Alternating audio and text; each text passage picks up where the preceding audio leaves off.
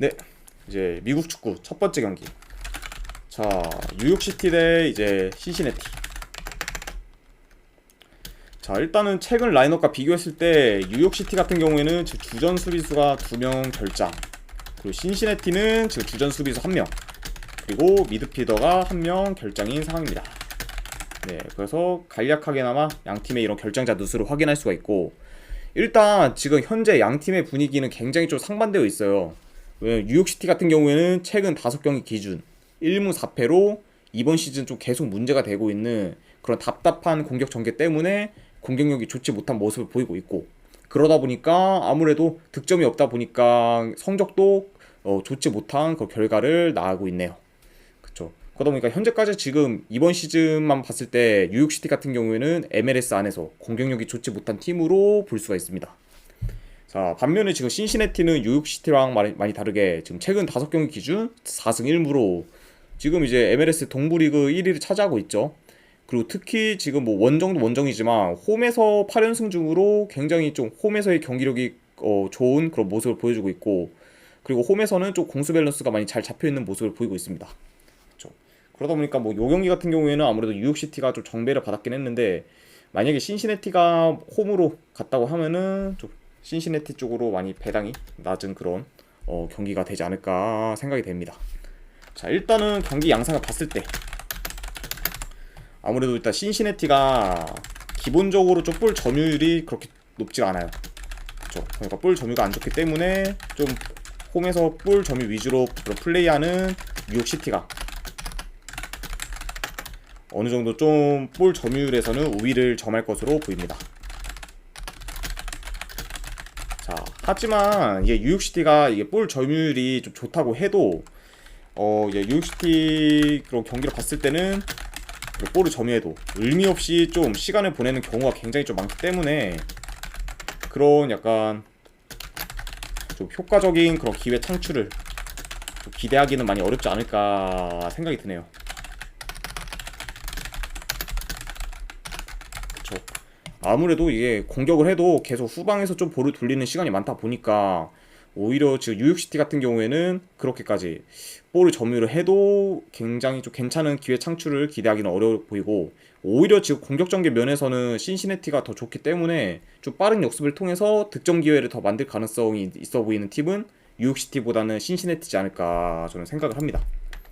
그래서 이 경기 같은 경우에는 분석 결과 봤을 때 저는 이거는 신시내티 쪽 프랜승, 그리고 2.5 기준 언더, 이렇게 한번 보도록 하겠습니다. 그리고 이제 MLS 이제 미국 축구 같은 경우에는 아무래도 좀 생소할 수도 있는 분들이 많이 계시다 보니까 제가 프로토 기준 그 번호에 대한 그런 승패까지 여기다 적어두도록 하겠습니다. 신시내티 프랜승은 124번 패, 그리고 그 2.5 기준 언더는 125번 승. 이 정도로 이렇게 볼 수가 있네요.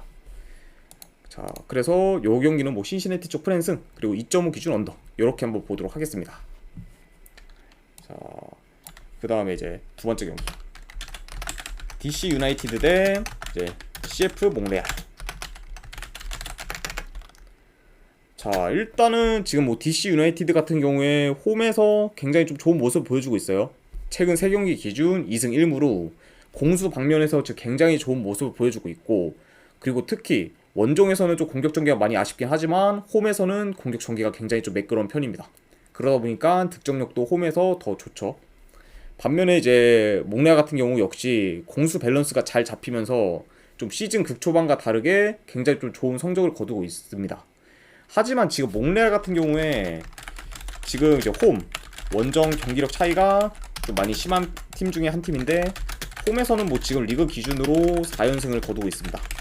그래서 굉장히 홈에서는 좋은 경기력을 보여주고 있지만 원정에서는 지금 2연패로 공수 모두 지금 부진한 모습을 보이고 있어요.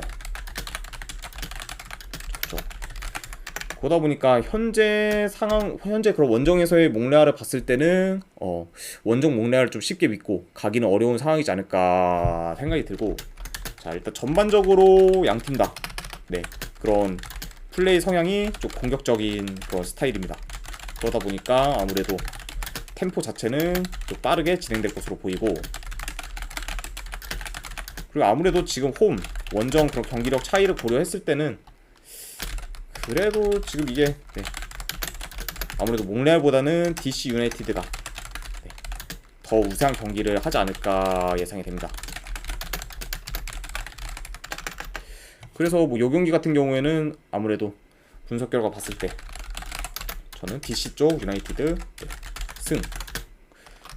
아이고. 그리고 고배당으로는 한번 햄무 도전. 그리고 2.5 기준으로 언더 보겠습니다. 네. DC 유나이티드 승, 햄무 2.5 기준 오바. 그리고 요거를 프로토 네, 기준으로 봤을 때는 DC 유나이티드 승이 117번 쪽 승. 그리고 햄무 같은 경우에는 118번 무. 그리고 뭐 2.5 네, 기준은 뭐 119번 네, 패. 이렇게 볼 수가 있네요. 그래서 네 DC 유나이티드랑 몽레알 경기는 이런 식으로 보도록 하겠습니다. 자, 그 다음에 이제 필라델피아 대 이제 샬럿 FC 보도록 하겠습니다. 자, 일단 필라델피아 같은 경우에는 지금 주전 미드피더가 지금 한 명 결장 의심이 상한. 그리고 샬럿 같은 경우에 지금 주전 공격수들이 어느 정도 네 몇 명이 좀 결장 의심이 상이에요. 그쵸. 그러다 보니까 그 중에서 좀 못 나오는 선수들도 어느 정도 좀 있어 보이고 그러다 보니까 아무래도 좀 더 약간 그런 결장자 누수로 봤을 때 상대적으로 좀 샬럿이 많이 좀 타격이 크지 않나 저는 생각이 들고, 일단 지금 뭐 필라델피아 같은 경우에 최근 그런 경기력을 봤을 때 지금 2연승 중으로 굉장히 좀 좋은 모습 보여주고 있고, 그리고 지금 2경기 연속 3골을 넣으면서 공격력이 지금 홈 원정 할 거 없이 폭발한 상태입니다. 반면에 이제 샬럿 같은 경우에는 라인을 올리면서 좀 압박하는 플레이를 주로 하면서 굉장히 좀 공수 방면에서 좋은 모습을 그렇게 보여주고 있고, 그러다 보니까 샬럿 FC가 시즌 초반과 다르게 좀 이런 예상과는 다르게 굉장히 좀 좋은 성적을 거두고 있는 편이죠. 그리고 뭐 공수 전환도 굉장히 빠르다 보니까 이렇게 공격으로 치고 올라가도 바로 수비 복귀가 빠르다 보니 수비도 굉장히 좀 안정적인 상태다라고 볼 수가 있네요. 자, 일단 물론 뭐 이 경기 같은 경우에는 필라델피아가 예전부터 뭐 홈에서 극강의 경기력을 보인 팀으로 많이 유명했고, 그리고 최근 경기력도 지금 굉장히 좀 좋은 편이기 때문에 저도 이거는 뭐 승패를 나눈다고 하면은 필라델피아 쪽 사이드를 봐요. 뭐 하지만 근데 이제 지금 샬럿도 최근 경기력이 뭐 홈 원정 할 거 없이 기대 이상으로 좋기 때문에 만약에 필라델피아가 이긴다고 해도 대승보다는 한번 햄무 도전이 조금 더 괜찮지 않을까 저는 생각을 합니다.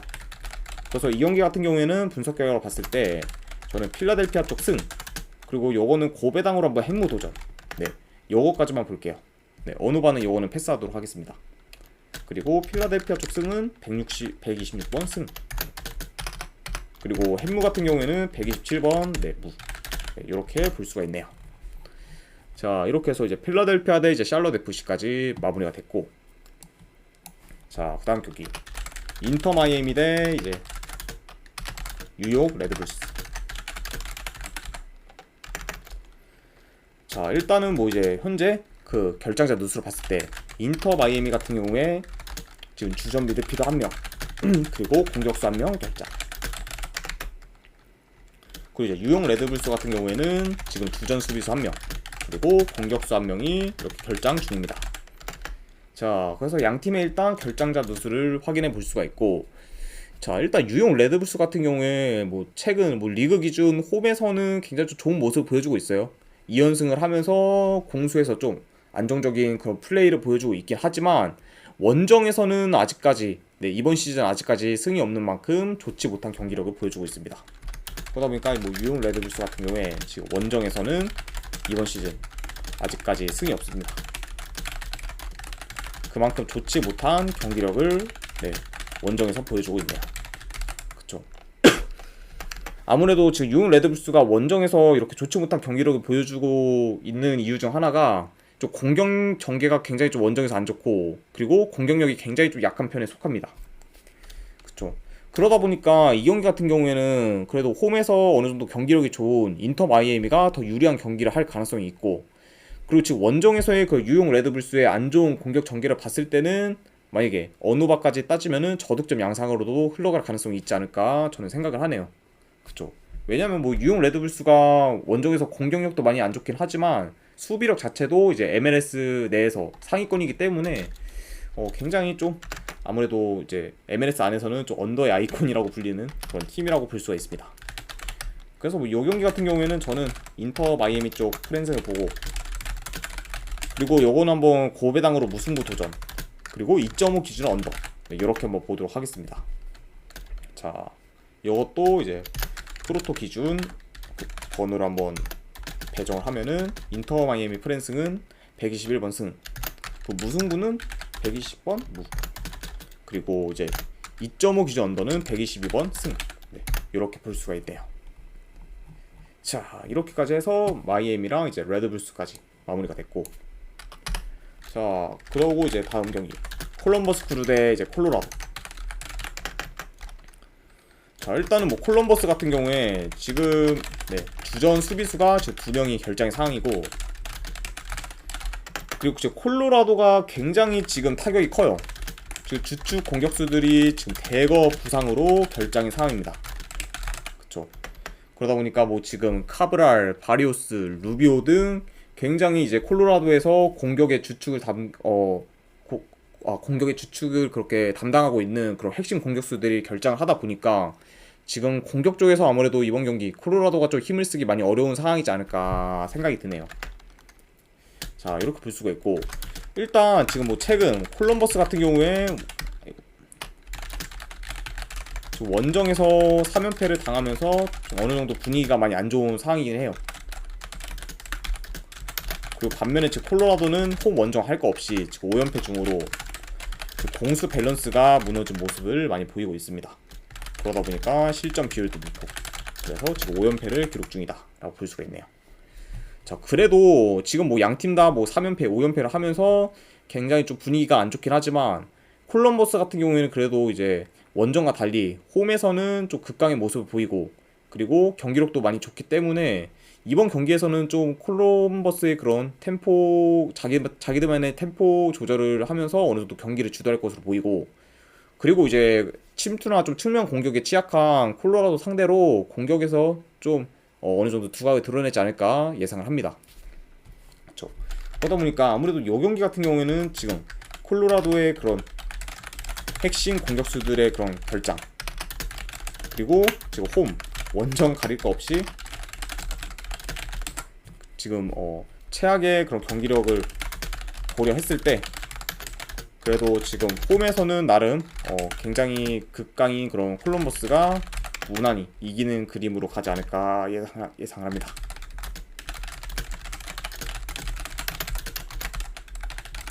그쵸. 그러다 보니까 뭐 이 경기 같은 경우에는 저도 분석 결과 봤을 때 콜럼버스 쪽 승을 봐야 되지 않을까 생각이 들고, 그리고 이거는 뭐 핸디까지 하면은 마인스까지도 한번 도전해보는 경기로 가져가 보도록 하겠습니다. 아무래도 콜로라도의 그런 안 좋은 수비를 고려했을 때는 콜럼버스가 이긴다고 했을 때 대승으로 이어질 가능성도 충분히 있어 보이네요. 그리고 콜럼버스 승은 114번 쪽 승, 그리고 마인 승은 115번 승, 이렇게 볼 수가 있습니다. 자, 이제 MLS 마지막 경기네요. 자, 오스틴 대 이제 미네소타. 자, 일단 뭐 오스틴 같은 경우에는 주전 수비수 1명, 그리고 미드필더 1명, 그리고 공격수가 지금 2명 결장의 상황입니다. 이렇게 볼 수가 있고, 그리고 미네소타 같은 경우에는 주전 미드필더가 1명 결장, 이렇게 볼 수가 있고, 일단 뭐 이번 시즌 뭐 오스틴 같은 경우에는 지난 시즌에는 좀 폭발적인 공격력을 보여준 거랑 다르게 이번 시즌에서는 좀 공격력이 많이 침체된 상태예요. 뭐 그 대신 이제 수비는 지난 시즌보다 많이 좋아진 상황이다 라고 볼 수가 있네요. 그러다 보니까 아무래도 지금 현재 오스틴에 대한 그런 간략하게 좀 정보를 알려드리자면은, 아무래도 지금 지난 시즌보다 공격력은 많이 약해졌지만 그만큼 수비력은 강해진 상태다, 이렇게 볼 수가 있네요. 자, 일단 뭐 경기 양상을 봤을 때 양팀 다 그렇게까지 골 결정력이 좋지가 못해요. 그러다 보니까 어느 정도 뭐 득점 기회를 만든다고 해도 좀 빗나가는 슛이 많을 것으로 보이고, 그리고 지금 오스틴 같은 경우에는 홈에서 어느 정도 수비가 좋긴 하지만 그 중에서 좀 침투에는 많이 취약한 모습을 보이기 때문에 좀 미네소타의 그런 침투 공격에 어느 정도 도전할 가능성이 있지 않을까 생각이 듭니다. 아무래도 미네소타가 좀 공격 루트 쪽에서 침투 쪽에도 그나마 좀 강점을 보이다 보니까 오스틴 입장에서는 침투를 약간 경계해야 되는 그런 상황이고, 일단 뭐 미네소타 같은 경우에 최근 원정에서 수비 불안으로 인해 좀 성적이 많이 좋지는 않지만, 그래도 이번 상대가 그렇게 공격력이 좋지 않고 공격 전개도 많이 안 좋은 오스틴이기 때문에 좀 수비 부담이 어느 정도 좀 덜할 것으로 보이긴 해요. 그러다 보니까 이 경기 같은 경우에는 저는 원정이긴 해도 미네소타 쪽 사이드를 보겠습니다. 그래서 미네소타 쪽 요거는 프랜승, 그리고 2.5 기준은 요건 언더 보도록 할게요. 미네소타 프랜승의 2.5 기준 언더. 그리고 요것도 이제 프로토 기준으로 136번 패, 그리고 아무래도 이제 137번 승, 이렇게까지 볼 수가 있네요. 자, 일단 뭐 이제 이렇게까지 해서 오늘 분석은 전부 다 끝이 났습니다. 그리고 이제 미국 축구 같은 경우에는 아무래도 좀 해외 축구가 이제 시즌이 거의 다 끝이 났다 보니까, 아무래도 주말에 이제 보통 이제 일요일 아침에 이제 미국 축구가 있다 보니까 그 전날에 이제 분석 방송을 좀 미국 축구 위주로 할 가능성도 있어 보입니다. 그래서 일단 뭐 그 점은 참고만 해주시면은 감사드리겠습니다. 자, 분석이 괜찮다 싶으신 분들은 추천이나 즐겨찾기 한 번씩 눌러주시면 감사드리고, 저는 이제 오늘 분석은 여기서 이만 마치도록 하겠습니다. 자, 지금까지 이제 끝까지 시청해주신 분들 대단히 감사드립니다. 예, 감사합니다.